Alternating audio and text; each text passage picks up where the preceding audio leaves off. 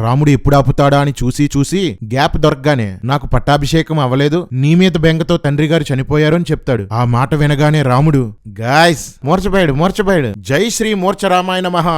రాముడు కోలుకొని తండ్రి కోసం విలపించి పిండం పెట్టి స్నానాలు చేసి రామలక్ష్మణులు ఆశ్రమంలోనికి వచ్చారు. అంతలో వారి తల్లులు లోపలికి వచ్చి రాముని అవతారాన్ని చూసి గొల్లుమని ఏడ్చారు. రే, లక్ష్మణుడు కూడా వనవాసంలోనే ఉన్నాడు కదరా, అతన్ని చూసి ఎందుకు ఏడలేదు? నిజానికి సేవలన్నీ చేసేది అతనే కదరా. రాముడికి డబ్బా కొట్టడానికి రాసిన సొల్లు పురాణం రైది.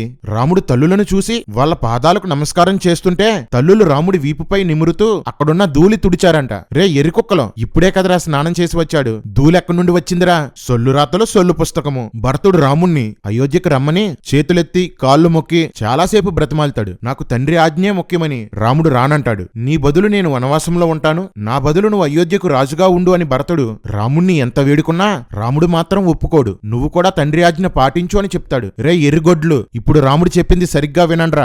ధీరుడైన పురుషుడెవడో విలపించకూడదు, ఏడవకూడదు అంటాడు. తర్వాతి కాండాల్లో ప్రతిదానికి రాముడు ఏడవడం, విలవిలా విలపించడం చూస్తారు. అంటే రామాయణం ప్రకారం రాముడు ధీరుడు కాదు, ధర్మబుద్ధి దయాళుడైనవాడు, స్వర్గానికి వెళ్లాలనుకున్నవాడు, పెద్దల ఆజ్ఞలు పాటించాలని రాముడంటాడు. కాని భరతుడు దశరథుని ఆజ్ఞ పాటించలేదు, తాను పట్టాభిషిక్తుడు అవ్వలేదు. అంటే రామాయణం ప్రకారం భరతుడు ధర్మాన్ని పాటించలేదు. అంటే స్వర్గం నుండి అవతారంగా వచ్చిన భరతుడు స్వర్గానికి వెళ్లే అర్హతను కోల్పోయాడన్నమాట.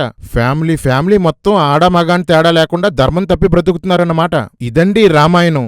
వినండి ఈ సొల్లు పురాణం. వినుడు వినుడు రామాయణ గాథ వినుడి మనసారా. తల్లి ఎంత దుష్టురాలైనా తల్లిని చంపడం ధర్మం కాదని భరతుడు అంటాడు. కాని దశావతారాల్లో ఒకటిగా చెప్పుకునే పరశురాముడు గండ్రగొడ్డలితో తల్లి తల నరికి చంపేశాడు. రే ఎవడ్రా ఇంతకీ మీ ధర్మంలో ధర్మాత్ముడు? ఇది ధర్మమని బోధించే బాబాల దగ్గర నుంచి ఈ ధర్మాన్ని పాటించకపోతే చంపుతామనే మతోన్మాదుల వరకు అందరూ ధర్మం తప్పిన వాళ్లేరా. మొత్తం స్క్రాప్ ఇక్కడే ఉందేంట్రా?